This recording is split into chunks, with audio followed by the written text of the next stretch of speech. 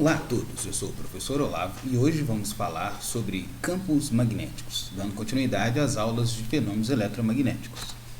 Na aula de hoje eu vou falar sobre o que produz campo magnético, definir o campo B, falar sobre campos cruzados, rapidamente aqui sobre efeito Hall, falar sobre partícula carregada em movimento circular, falar sobre o ciclotron e os aceleradores síncrotron e ciclotron, da força magnética em fio percorrido por corrente, o torque em uma espira, percorrido por corrente, um pouquinho sobre motores elétricos e finalizar com o momento dipolar. Isso após a vinheta.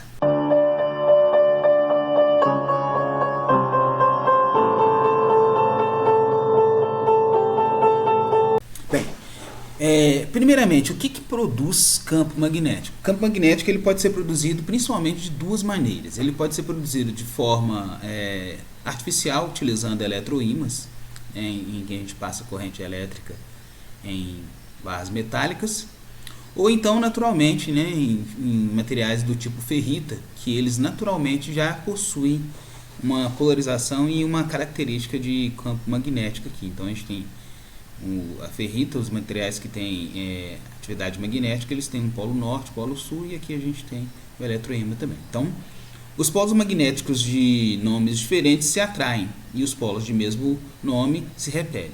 É semelhante à carga elétrica, A gente tinha carga positiva e carga negativa. Carga positiva repele a positiva e atrai a negativa e vice-versa. Negativa repele negativa e atrai a positiva.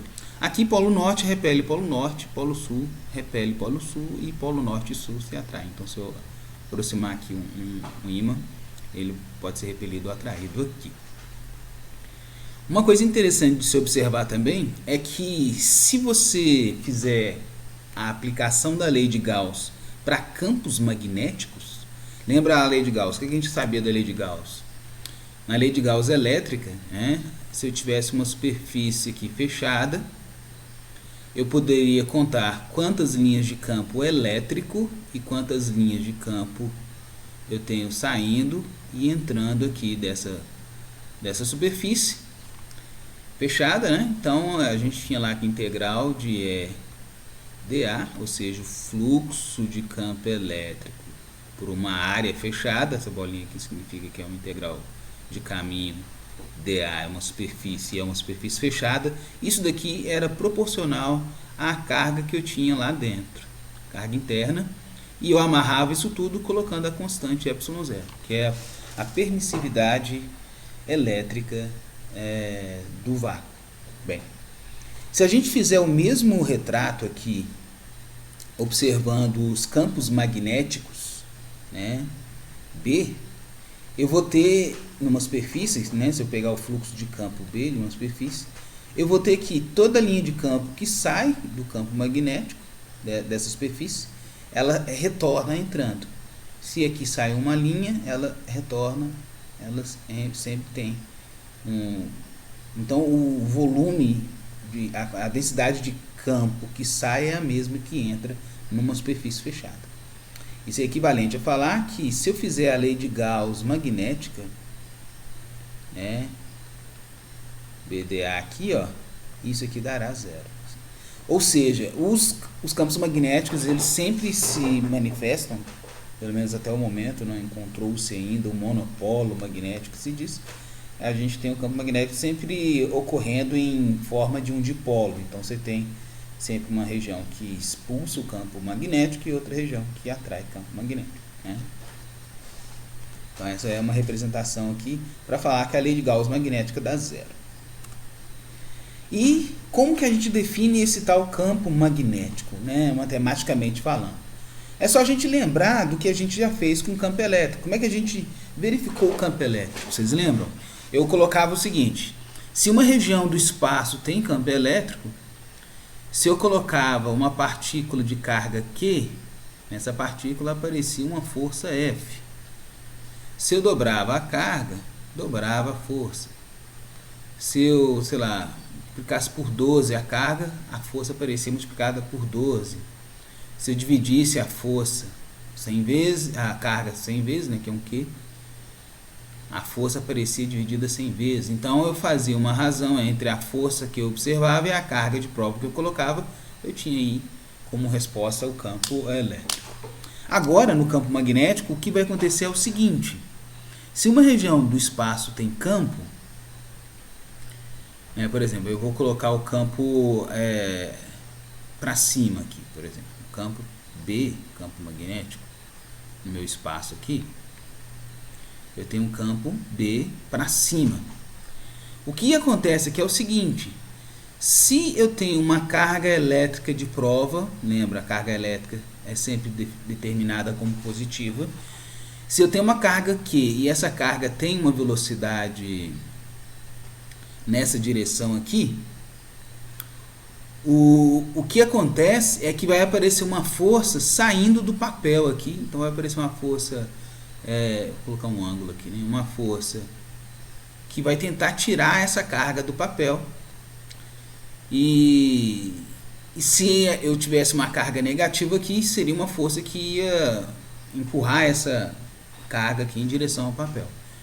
Então o interessante aqui agora é que a força magnética, né, então essa força que aparece aqui, ó, que eu vou chamar de um FB, força do campo magnético, ele sempre estará a 90 graus da velocidade que eu tiver. Então ele está a 90 graus da velocidade, e ele vai estar também a 90 graus, né, se a força está nessa direção aqui, ele vai estar a 90 graus também do campo. Então uma coisa que a gente observa é que essa força ela é perpendicular à velocidade, e essa força magnética também é perpendicular ao B. Tudo vetor aqui. E não necessariamente, aqui eu fiz um desenho, deixa eu limpar aqui, eu fiz um desenho em que o campo, por exemplo, eu posso ter assim, ó, eu posso ter o campo todo vertical aqui, né, porque anteriormente eu fiz um desenho em que o campo e a velocidade estão a 90 graus. Não necessariamente, vou fazer um campo aqui na vertical e eu vou colocar a velocidade, né, ao invés de ela estar a 90 graus certinho do campo, vou colocar a velocidade assim, ó. Aqui é a velocidade, onde essa velocidade forma um ângulo aqui, aliás, por aqui melhor, né? Ela forma um ângulo com o meu campo. Então esse ângulo θ aqui. Aí o que observa, de novo, se aqui for uma carga positiva, aparece uma força saindo do papel aqui, né? Mas o importante é que essa força vai estar a 90 graus do campo e a 90 graus da velocidade, e se a carga for negativa, então aparece uma força entrando. Então percebam que eu estou precisando já determinar, aqui tem uma ilustração parecida com o que eu contei lá, que não necessariamente o campo, a velocidade e o campo não precisam ter um ângulo de 90 graus entre eles. O campo está apontando nessa direção, por exemplo, né? E aqui a velocidade está nessa. Então aparece uma força magnética tentando arrancar essa carga positiva do papel aqui. Então, esse desenho aqui já nos dá uma cola, né? Já nos dá uma dica sobre como é a relação entre a força e os outros dois vetores. Como esse vetor aqui é sempre a 90 graus dos outros dois vetores, subentende o quê? Que esse vetor aqui é feito de um produto vetorial, desculpe. É feito de um produto vetorial dos outros dois vetores. Lembra a definição de produto vetorial? As primeiras aulas que eu postei aqui, tem uma aula só sobre vetores, que eu vou pedir para vocês revisarem lá, se vocês precisarem. Mas o produto vetorial, o que a gente tem como resposta? O vetor resposta, né, resultante aqui do produto, ele vai estar 90 graus em relação a um vetor e 90 graus em relação a outro vetor. E isso a gente verifica experimentalmente, né? A gente pode fazer outros testes daquele jeito que eu falei. Você coloca campos em várias direções, faz vários testes e vai chegar nessa conclusão de que a força é proporcional ao produto de V e B, produto vetorial. E aqui entra a carga elétrica, né, como constante aqui. E o interessante é que essa carga elétrica ela determina, por exemplo, se aqui fosse uma carga negativa, Na hora que você faz o produto vetorial, você ia ter a força para cima, só que a carga negativa ia fazer com que o produto vetorial desce para baixo aqui, né? Então, você pode usar para calcular essa direção do campo aí a mão direita, né? Então, o que a gente tem na mão direita? Você tem na ponta dos dedos, você tem duas maneiras de olhar a mão direita, né? Você pode colocar a ponta dos dedos na velocidade, né? Nesse caso aqui, ó, você coloca a ponta dos dedos na velocidade, né? Em direção da velocidade, e você fecha a mão direita naturalmente na direção do campo. Nesse caso aqui, ó, eu coloco minhas pontas dos dedos nessa direção e eu fecho a minha mão naturalmente na direção do campo. Aí, como resposta aqui, né, eu fecho a minha mão aqui, o polegar vai me dar a direção da força. Qualquer coisa eu vou colocar um trechinho de vídeo aqui, ampliado, né, porque com a aparição do slide eu fico só numa borda aqui. Então, como eu prometi aí, vou fazer esse vídeo ampliado para a gente falar sobre a regra da mão direita. Então, a regra da mão direita eu posso usar ela de duas maneiras, né? A primeira maneira, né, a gente coloca o polegar, né? O polegar aqui na direção da velocidade, que é o joinha, né? E a ponta dos dedos, lembra que eu falei que parece uma letra B? Então, a ponta dos dedos apontando para o campo. Da palma da mão sairá a força, né? Então essa aqui é o que a gente chama de regra do tapa, né? Velocidade no polegar, ponta dos dedos, campo, tapa. Outra maneira de observar também é fazendo se pega a mão direita e naturalmente fecha ela. Então você vai colocar a ponta dos dedos na velocidade e vai fechar a mão naturalmente na direção do campo. O polegar vai te dar a força. Então são essas duas maneiras. Regra do tapa e fechando a mão aqui. Bem, então uma maneira é essa. A outra maneira é você coloca o polegar na direção da velocidade, a ponta dos dedos você coloca na direção do campo, da palma sairá a força, né? Então você pode fazer assim também. Essa outra maneira é legal porque na ponta dos dedos você tem tipo uma letra B aqui, ó. Se você pegar esses dois dedos, ele forma a letra B. Então você coloca a ponta dos dedos na direção do campo, o joinha aqui, né, o polegar na direção da velocidade, aí da palma sai a força. Então é a outra maneira de usar a regra da mão direita para avaliar esse produto vetorial aí, que eu já falei também na época de produto vetorial lá, né? Então lendo aqui, ó, podemos seguir a definição de campo magnético B com uma grandeza vetorial cuja direção coincide com aquela para a qual a força é zero, depois de medir FB, V perpendicular e V perpendicular a B.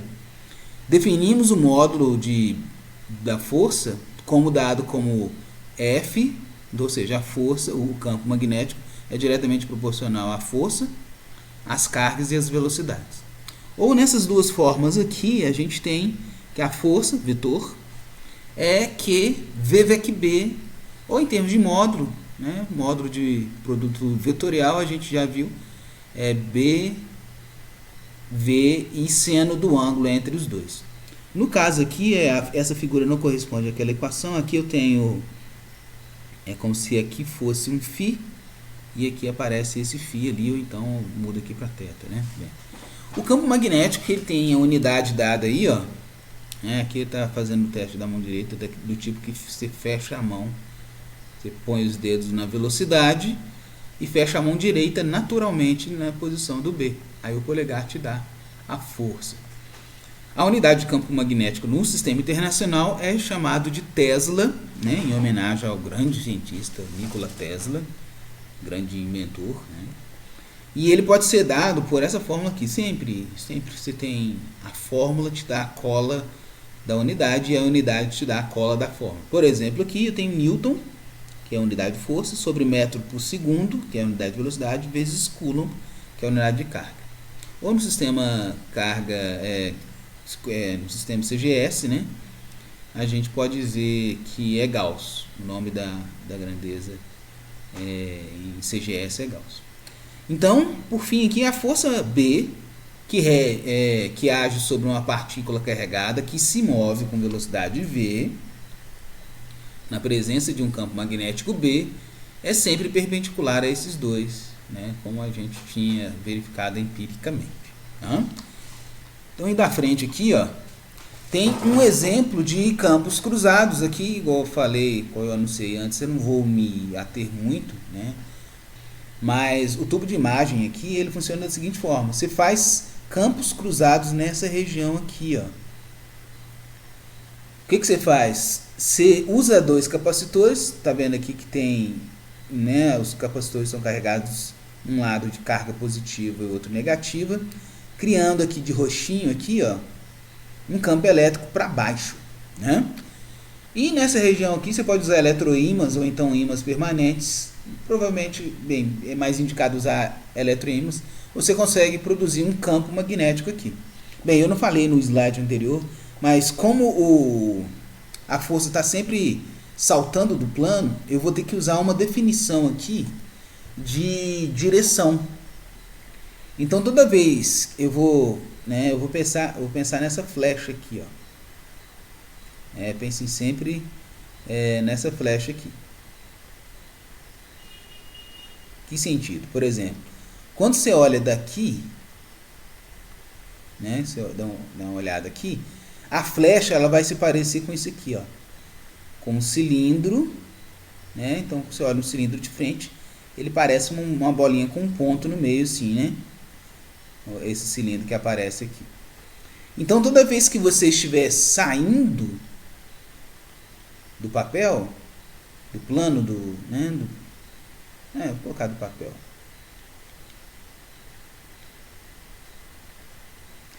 Por exemplo, eu estou em alguma coisa que está indo desse plano para fora aqui, daqui, saindo, ao invés, eu posso representar isso como uma bolinha com ponto. E toda vez que eu tiver aqui, vou olhar para minha mesma seta aqui, minha mesma flecha. Mas se eu olhar a flecha assim, ó, por aqui, o que eu vou ver? Eu veria uma coisa assim, ó, o fundo da flecha e as cerdas dela, né? Então esse desenho aqui a gente simplifica assim, ó, como um X, uma bolinha com X ou então somente X, tá? Então guardem, toda vez que eu estiver entrando no papel, né, o meu campo estiver entrando no papel aqui, você vai encontrar a simbologia, que é uma bolinha com X, ou então somente o X. Aqui da mesma forma, você vai encontrar a bolinha com um pontinho, ou somente o pontinho, representando que você está saindo do papel e aqui entrando no papel, tá? E isso aparece já aqui na parte de campos cruzados, olha só. O campo magnético aqui, ele está representado por um xizinho, né? Esse xizinho aqui. Significa o quê? Que o campo aqui, ele está entrando no plano do papel. Então eu tenho campo para dentro, né? E campos magnéticos para dentro e campo elétrico para baixo, né? Então o que acontece? Se eu disparo aqui no filamento, esse filamento aqui, nota que tem uma diferença de potencial aqui, aqui uma outra diferença de potencial, se aquece isso aqui começa a emitir elétrons. Vamos colocar elétrons aqui, né? Então ele começa a emitir carga elétrica negativa aí. Então o que vai acontecer? Se o campo magnético tá assim, então o que a gente vai ter? Ou ele vai para cima, ou ele vai para baixo aqui por força magnética. Então aqui tem a representação tá errada aqui, mas ou então a carga elétrica, o campo elétrico está errado, né? Porque esse campo elétrico ele faz o que? Ele pode estar na vertical aqui, ó, pode estar uma placa aqui e a outra placa lá na frente. Que aí sim, porque o campo elétrico faz ele mover nessa direção enquanto que o campo magnético, né, nessa direção, enquanto que o campo magnético faz ele mover nessa outra direção aqui. Tá? Então, os campos cruzados é isso. E outra curiosidade que a gente tem envolvendo o campo magnético, lembra que eu falei que a gente pode representar os objetos em aulas anteriores, né? A corrente elétrica pode ser representada ou por cargas elétricas numa direção, elétricas negativas em uma direção, ou por cargas positivas em outra direção. E essas duas coisas são equivalentes?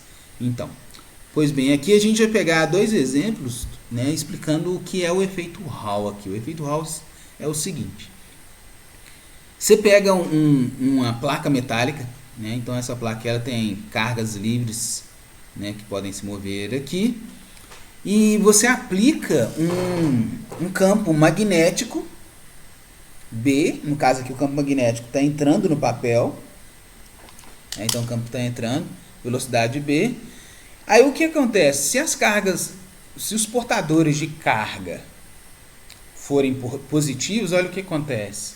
Essas cargas positivas, elas sofrerão uma força para cima. Então, o que a gente vai ter aqui? Essa força para cima vai fazer um acúmulo de cargas positivas aqui em cima e um acúmulo de cargas negativas aqui embaixo. É isso? Agora, suponha o contrário. Né? Vou até redesenhar aqui. Ó. Então, o que o efeito Hall fala? Que você pode aplicar uma diferença de potencial entre essas extremidades aqui, de forma a frear esse acúmulo de cargas. E cada material tem o seu portador de carga positivo ou negativo diferente, né? Sendo uma espécie de impressão digital do material. Né? Agora, olha só que interessante. Se os portadores de carga, vou até desenhar aqui embaixo, aqui nessa região aqui, ó. Vou fazer a mesma coisa de lá. Vou aplicar o campo entrando no papel. Só que agora aqui, quem está se movimentando, na verdade, não são as cargas positivas para lá, e sim as cargas negativas para cá. Ó. Se são cargas negativas indo nessa direção, como é que a gente faz a regra da mão direita? Mesma coisa. A gente coloca campo entrando, né? Polegar na direção da velocidade. Aí aparece uma força para baixo. Só que aqui eu tenho cargas negativas. Se são cargas negativas se movendo, o que vai acontecer? Eu tenho que inverter a força. Então vai aparecer também uma força magnética para cima. Então, se o portador de carga do meu material for um portador negativo, eu vou ter exatamente o oposto de cargas ali. Ó.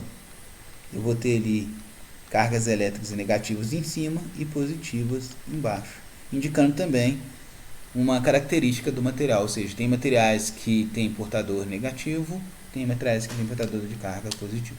Né?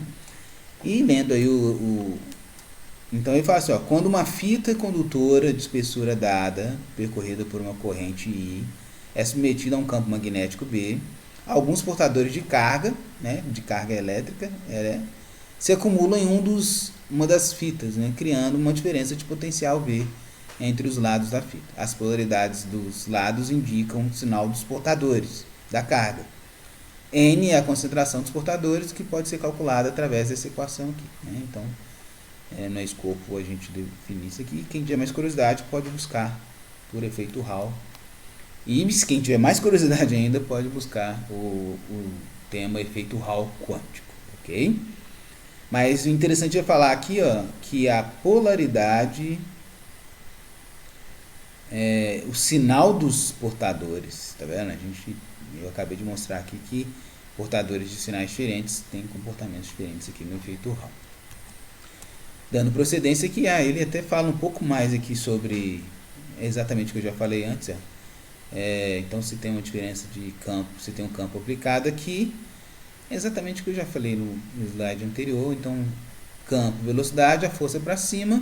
Então, aparece um campo, uma carga, um excesso de carga positiva lá em cima e negativa aqui embaixo. Né?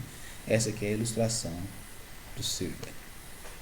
E agora, um tópico muito importante, aqui sim vou enfatizar e demorar um pouco mais, falar sobre o movimento que cargas elétricas adquirem na presença de um campo magnético constante. Tá?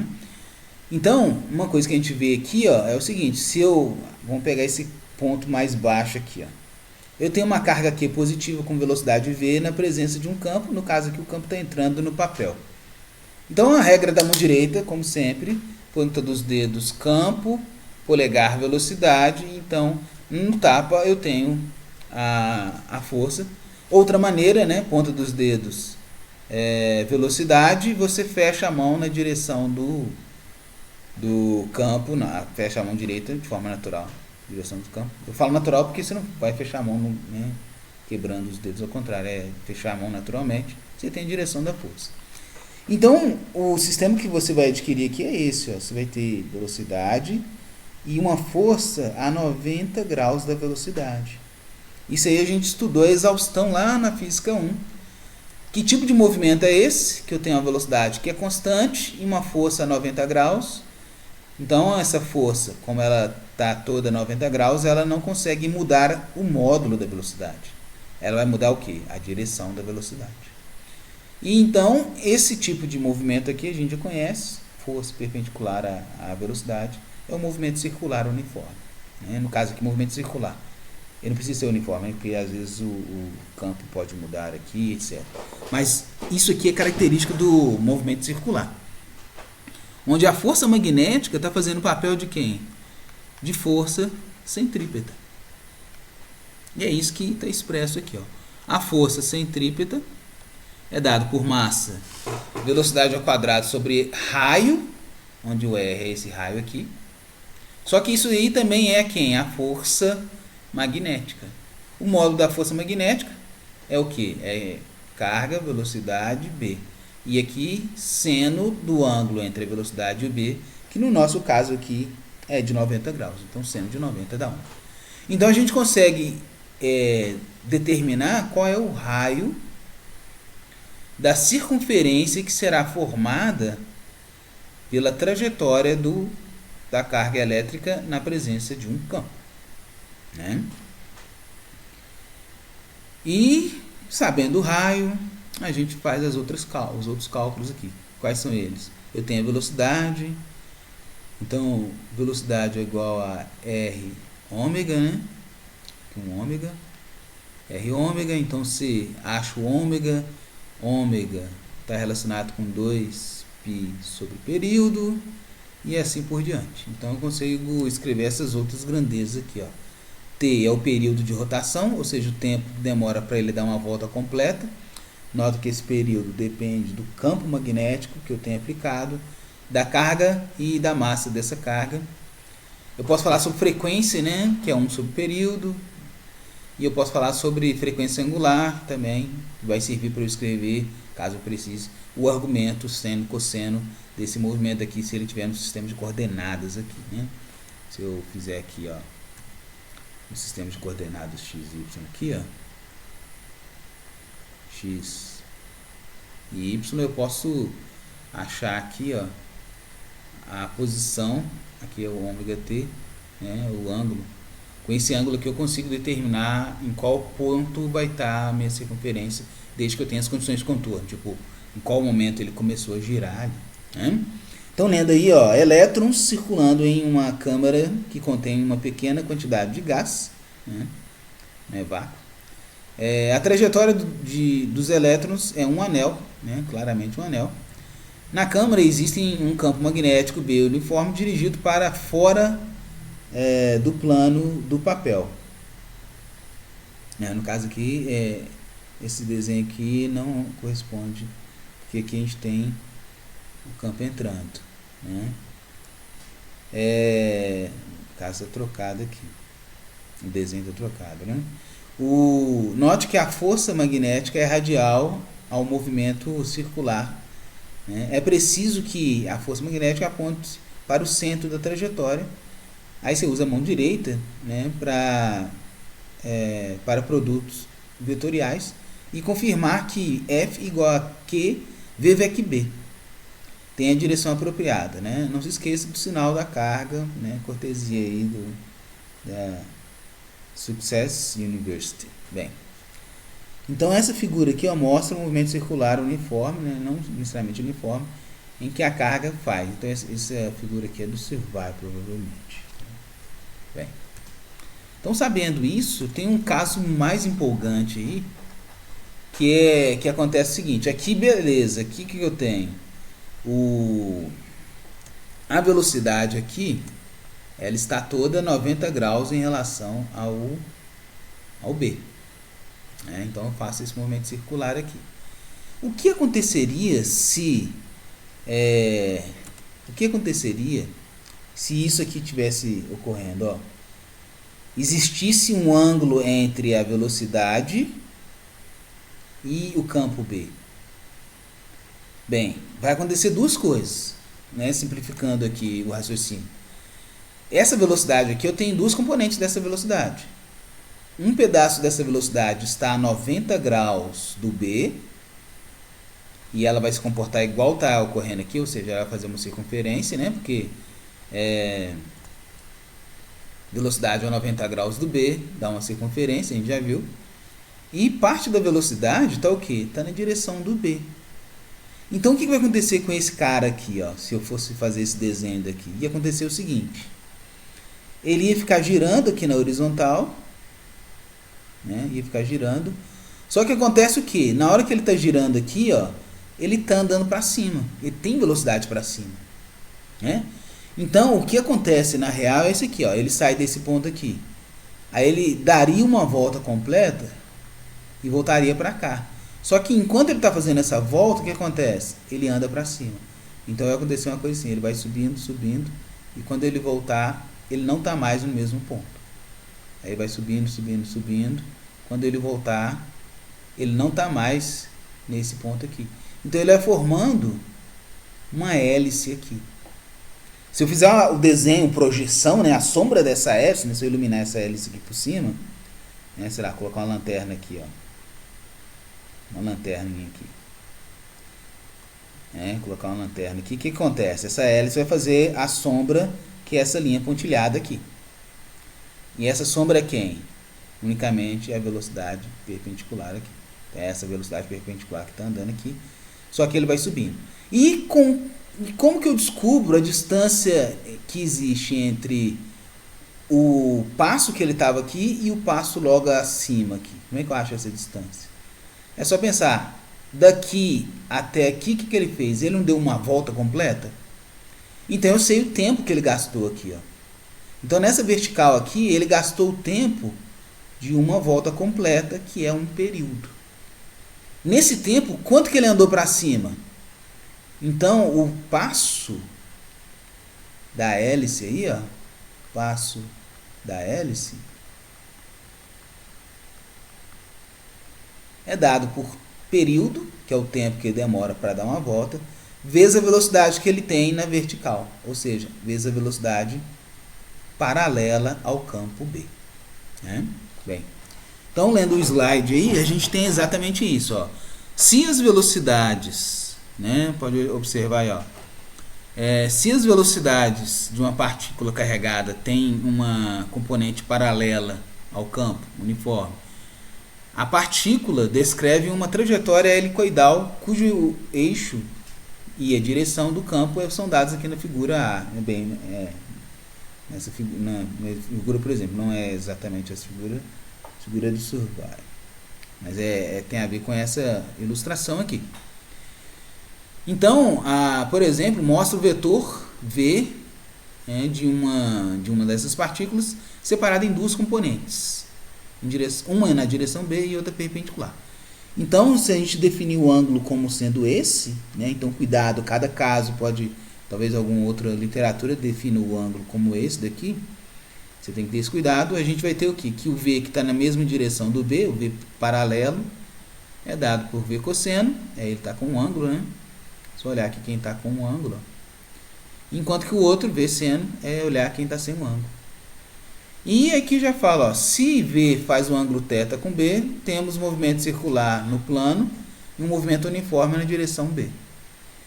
Se B está na direção X e V tem uma componente Vx, então o eixo, A outra a gente vai ter um V na direção YZ no plano YZ, como mostra a figura ao lado. Ou seja, é esse caso aqui, ó. O campo está todo na direção X. E esse cara aqui tem um ângulo aqui, ó. Ele foi lançado com um ângulo entre Z e V, né? Então o que vai acontecer? Ele vai ter um movimento circular. Na verdade ele foi lançado assim, ó. Ele foi lançado com um ângulo entre Z e X. Então o que acontece? Parte dessa velocidade vai dar o passo da hélice e parte dessa velocidade, então parte da velocidade vai dar o passo da hélice, parte da velocidade vai provocar aqui o movimento circular aqui, né? Então aqui já está até uma dica, ó, velocidade na direção X é constante, tem a ver com, né, com a componente aqui, e a força magnética vai estar relacionada com a outra componente da velocidade. Então, otimizando esse caso aqui, ó, temos dois aparelhos bem interessantes aqui, que é o chamado ciclotron e o síncrotron, que são os conhecidos como aceleradores de partícula. E eles usam esse princípio de que carga elétrica em campo magnético percorre movimentos circulares. Então aqui a gente tem uma fonte, né? Essa aqui, search é fonte, e o que se faz é acelerar a partícula com campo magnético. Só que os campos aqui eles são variáveis, então você vê que são formadas hélices cada vez, né? Circulações cada vez maiores, e eles são arremessados aqui em altíssima velocidade, provocando colisões. Por que isso? Pelo seguinte, o limite partícula que a gente tem hoje está intimamente ligado com a energia necessária que você tem para acelerar essa partícula e colidir ela com outra partícula ou com um anteparo. Por que eu digo isso? Por exemplo, até pouco tempo acreditava-se que próton eram partículas. O que é uma partícula? Né? Quer dizer que significa que são indivisíveis, ou seja, acreditava-se que próton não poderia ser quebrado em outras partes.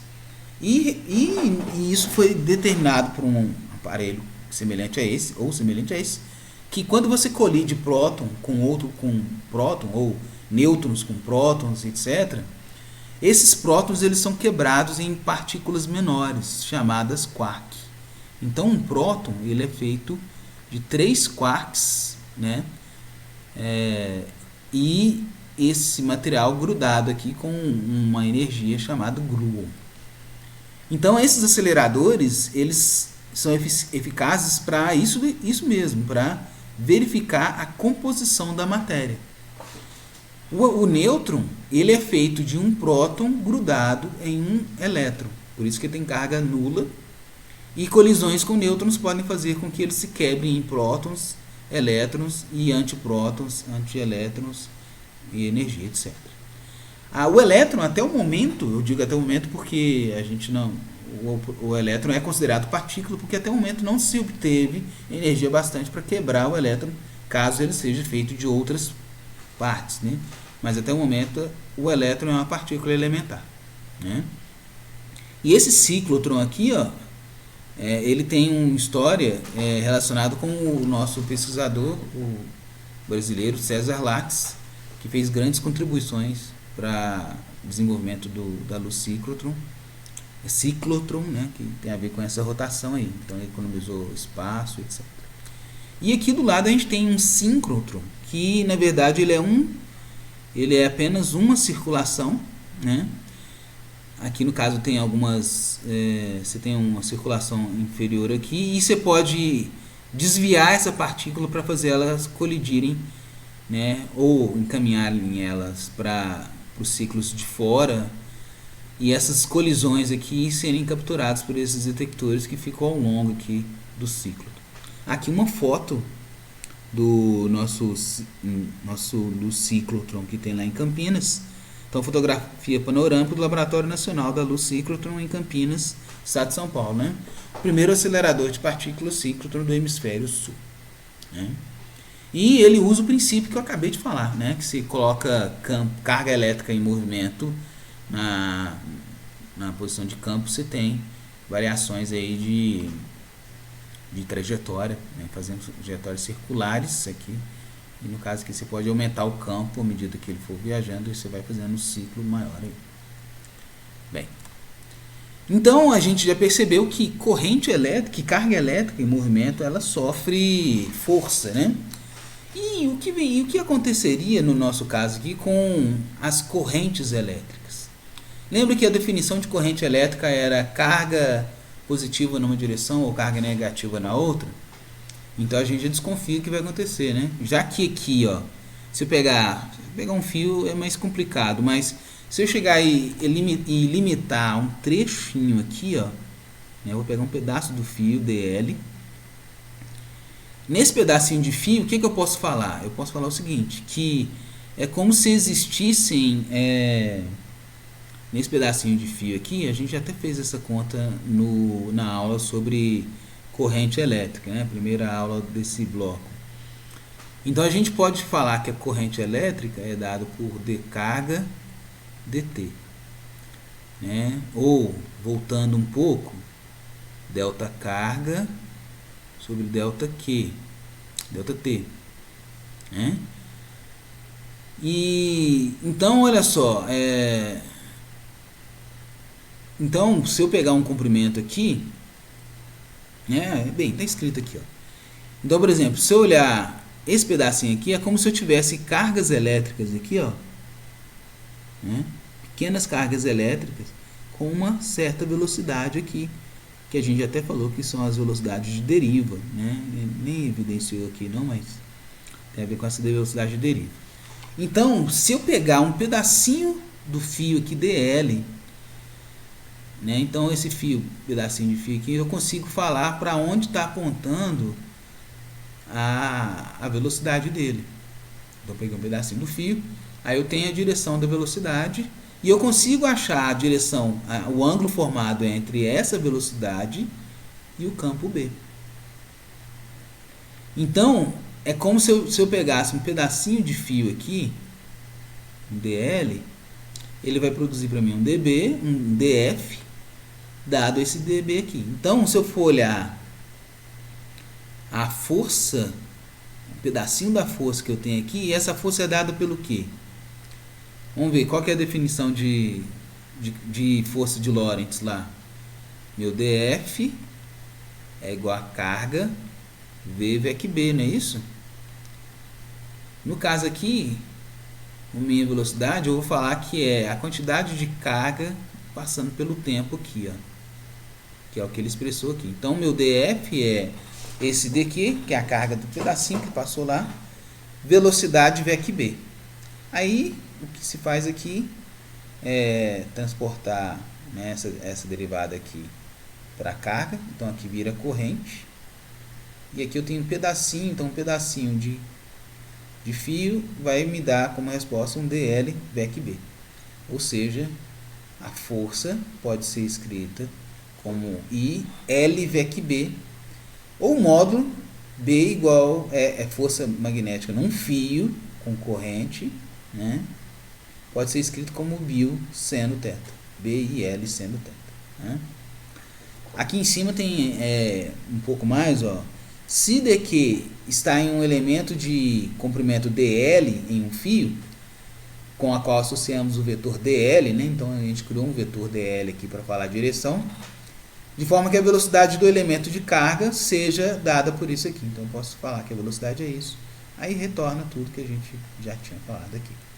Então quer dizer o quê? Que fios com corrente sofrem forças de campo magnético, quando na presença de campo magnético. Aí uma utilidade disso, uma aplicação disso, é quando a gente pega uma espira, né? O que vem a ser uma espira? Uma espira é quando eu fecho em um caminho, tem um caminho fechado aqui, uma corrente percorrendo aqui, ó.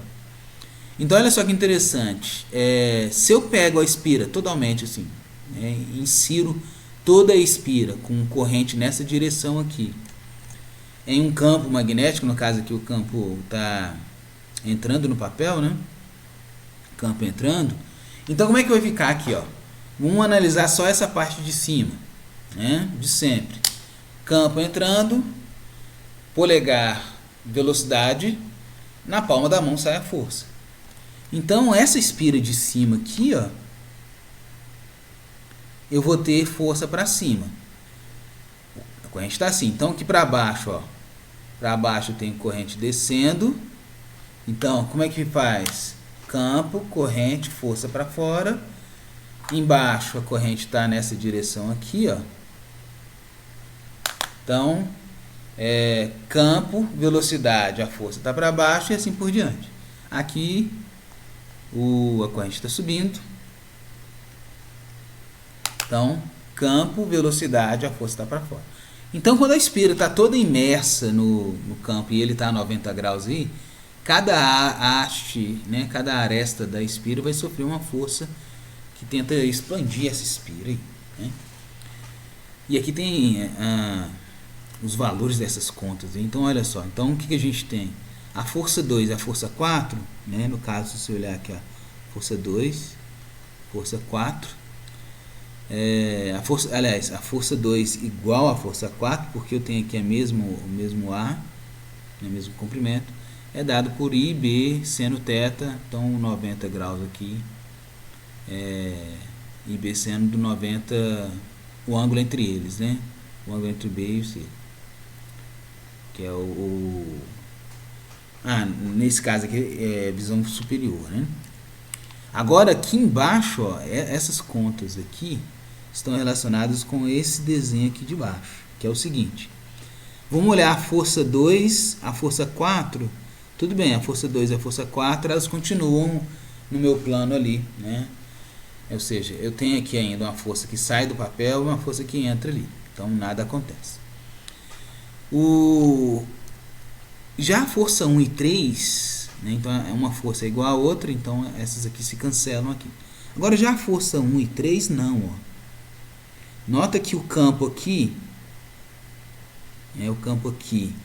nesse ponto, aqui está o campo.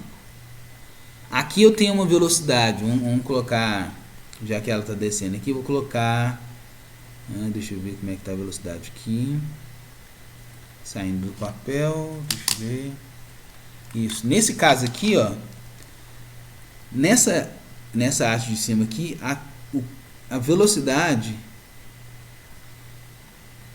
ela está vindo na nossa direção aqui, ela está saindo do papel aqui. Então a corrente está saindo do papel aqui e entrando no papel aqui. Então aqui, ó, a corrente entra no papel nesse ponto que eu estou indicando aqui e ele sai aqui. Então se a corrente está saindo do papel aqui, o que acontece quando eu passo regra da mão direita? Como é que fica? Campo, corrente, aí a força está para cima. Então o que acontece aqui é que a gente tem uma força a 90 graus para cima e uma força a 90 graus para baixo. O que essa força vai fazer, né? Você puxando o material assim. Essa força ela vai girar a espira. Então enquanto que na direção 2 e 3 nada acontece, 2 e 4 nada acontece, nessas direções aqui, ó, eu vou ter um estado depois que é a espira girando assim, né? Então essa força, esse vetor normal aqui, ó, que está formando o ângulo de θ, essas forças aqui vão fazer com que eles fiquem alinhados aqui, ó, vai para frente aqui e esse cara fica 90 90. Então já que eu consigo girar o objeto usando campo magnético e corrente, eu consigo avaliar o torque. O que é o torque? Lembra, o torque é o similar da força, só que para rotação. Então, lei de Newton, né, que é do Galileu, na verdade. Inércia, o que a gente faz? Eu estou parado para movimentar a força, estou movimentando para parar a força, estou movimentando para eu movimentar mais rápido, força, e assim por diante. A mesma coisa para torque. Estou girando, para eu parar de girar, torque. Estou parado, quero girar, preciso de torque. Estou girando, quero girar mais rápido, torque. E é isso que a gente vai avaliar aqui. Esse cara que originalmente estava parado aqui, mas por causa dessas forças ele começou a girar. Se ele consegue girar aqui, mesmo sendo um giro só de um passo aqui, né, que é a linha, nesse ponto que ele pararia se a gente não fizesse alterações, eu consigo avaliar o torque aí. Então o torque 1, o que é o torque? O torque está relacionado com R, né, o torque é o R VEC F, ou R, F, seno do ângulo entre R e F. Vou colocar um φ aqui, para não ter problema. Então o ângulo entre R e F é esse ângulo todo aqui, ó. Né? Ou pode avaliar também que o ângulo, se eu colocar nessa direção, o ângulo entre R e F é esse ângulo aqui, ó. E quanto que vale esse ângulo, hein? Bem, esse aqui, se a gente avaliar aqui, ó, se eu fizer um desenho aqui, ó, né, fazer uma reta aqui, o ângulo de cima é igual a esse ângulo daqui. E olha que interessante, esse ângulo mais esse tracinho aqui, ó, né? Aliás, aqui é 90 graus. Deixa eu limpar o desenho. Então eu tenho que olhar para esse ângulo aqui, ó. Como é que eu acho esse ângulo aqui, hein? Olha só, esse ângulo mais esse, vou colocar um tracinho nesse ângulo aqui, os dois ângulos juntos dão 90 graus. Só que esse cara aqui é oposto pelo vértice desse aqui, ó. Esse aqui vale θ. Então esse daqui com esse dá 90. Esse daqui com aquele também dá 90. Então aqui eu tenho um ângulo θ. Então o torque, na hora que eu for avaliar o torque, eu vou fazer o que? R, F, seno de θ. Está ali. Então achei o torque. Nota que o torque aparece para F1 e para F3. Então o meu torque total é a soma de F1 e F3, que dá 2 vezes essa distancinha aqui, que é um B sobre 2, né? Então dá 2 vezes o B sobre 2, então dá o B, né? Então o torque total é dado por isso aí. Aí a gente define o vetor chamado AB normal. Então o que acontece? O vetor AB, A e o campo B, né? Esse A aqui ficou confuso, né? Mas notem que isso daqui é o campo, tá? E esse A aqui, ó, é a área da espira. Não confunda aí, ficou meio dúbia a nomenclatura aí. Mas ele define um vetor chamado área, né? Esse vetor tem relacionado com o tamanho dessa espira aqui, né? Porque aparece nas contas, olha só. Só a força tem um Azinho. Quando você olha o torque tem um Bzinho. O que é esse Azinho e esse Bzinho? São as dimensões aqui da espira, ó. Área, A vezes B. Então a grandeza AB está aparecendo no torque aqui, ó. Tá vendo? Ó? Quando eu calculo o torque, já evidenciando a força, aparece um Azinho e um Bzinho aqui, ó. Né? No caso, somando os dois, ó, aparece Azinho e Bzinho. Então o que ele faz? Como aparece um Azinho e Bzinho, ele define esse vetor aqui, esse vetor área, como Azinho e Bzinho. E normal, onde normal é o N aqui, saindo do fio, né? Saindo das espiras. E o interessante é que esse normal, ele me dá essa direção aqui, ó, ele me fala qual é o ângulo θ que aparece no seno aqui do torque. Lembra que eu fiz as semelhanças de triângulos aqui e cheguei que o ângulo que aparece aqui no torque é o próprio ângulo entre essa normal e a espira, né? Então, definindo esse vetor área aí, ó, eu chego que o torque é dado por esse vetor área, ou seja, depende do ângulo formado entre vetor área e o campo, né, magnético. Então, o giro que ele vai ter aqui vai estar relacionado com esse produto aqui. Tá? Então, como que eu uso isso? Esse princípio é utilizado na construção de motores elétricos aqui, ó. Então aqui tem vários casos aqui, né? Tesla tá aí. Como que isso funciona? Então eu tenho aqui um campo magnético produzido por esses ímãs. E esse campo magnético, vamos fazer a conta, ó, no caso aqui o campo magnético está do norte para o sul. Então como é que a gente faz a conta? Ah, aqui, ó, e aqui ele está falando também, ó, a corrente. A corrente está descendo nesse espira, descendo nesse eixo, passa aqui por minha bateria e sobe lá.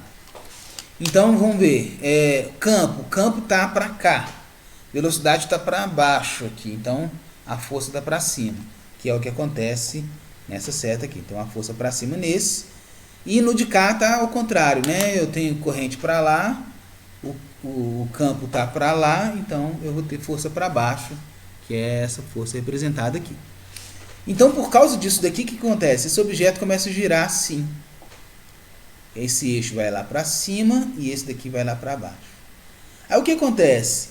Aqui, nota que aqui, ó, na junção, aqui tem um pique, tem um cortezinho aqui, ó. Quando ele fica posicionado nesse cortezinho, o que acontece é que a corrente nesse ponto cessa. Então ele para de conduzir corrente. Aí o que se faz normalmente? Normalmente, quando esse daqui está na posição assim, ó, né? Está nessa posição aqui sem corrente, eu vou ter uma outra espira que vai estar na posição com corrente. E ela vai começar a se movimentar. Então, por causa desse cara aqui, eu consigo fazer uma bateria se movendo aqui, girando. E isso aqui pode servir como motor elétrico. Então, os motores elétricos, ele está até colocando aqui a junção de grafite, mais detalhes, né? Motor elétrico basicamente é isso, são várias bobinas que criam campo magnético e espiras, várias espiras aqui, nota que aqui a gente tem espiras com corrente, né? Aqui você tem o tipo do Tesla, que tem um carro que tem dois motores elétricos, né?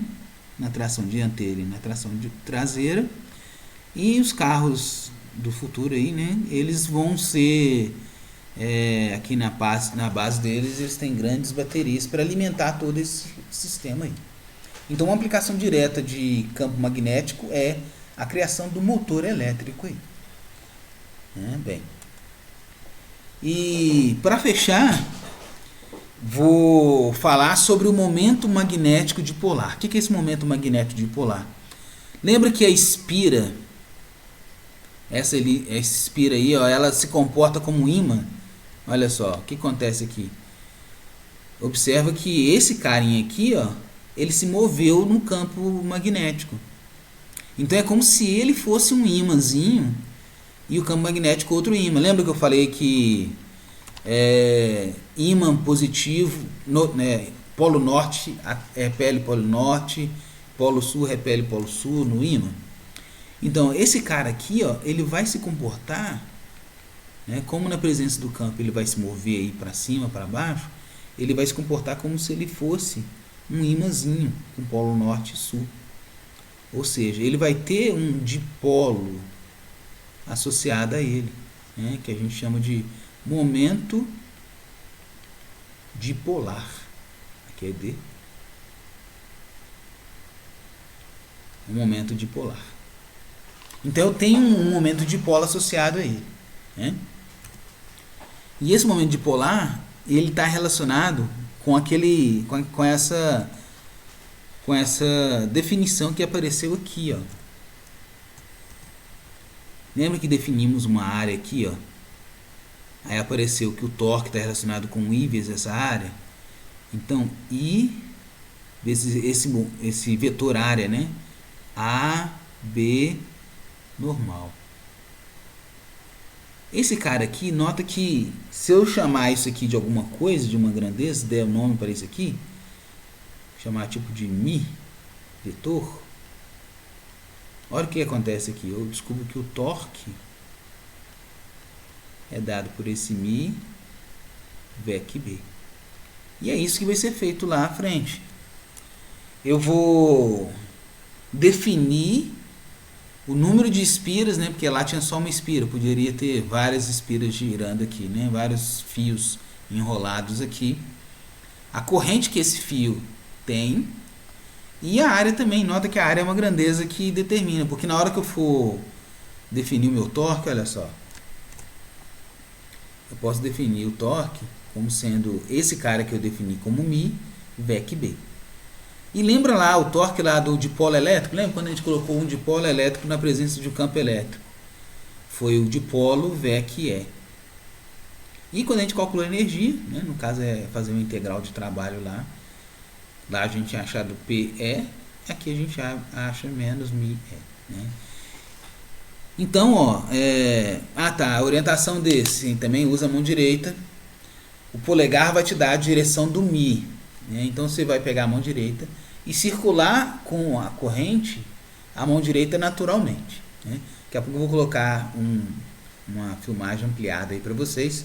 Então eu vou colocar uma corrente, eu circulo a ponta dos dedos a corrente e o polegar vai me dar a direção do Mi, como está indicado aqui já nessa figura aqui, ó. Então a mão direita, você fecha a mão direita naturalmente na direção da corrente, o polegar te dá a direção do Mi. Se a corrente tivesse invertida, por exemplo, se tivesse uma corrente assim, a gente fecha a mão na direção da corrente, eu tenho um dipolo para baixo, que é o caso desse segundo desenho aqui, ó. Então eu tenho uma corrente assim e dipolo magnético para baixo, e nesse caso a corrente assim, dipolo para cima. Então a gente fala aí, ó, orientações de maior e menor energia de um dipolo magnético no caso de uma bobina. Então ele está falando que uma bobina que está paralela com o campo, então esse cara aqui não vai girar, ele vai ficar nessa direção. E aqui o caso de uma bobina oposta, então essa aqui ela vai girar para cima, aqui é como se fosse um ímã, como se ela fosse um ímãzinho aqui com polos opostos, ok? Então é isso. Gostou, né? Bem, eu me diverti. Curta e compartilhe o conteúdo que estou produzindo para chegar a mais pessoas que possam gostar também. Até o futuro.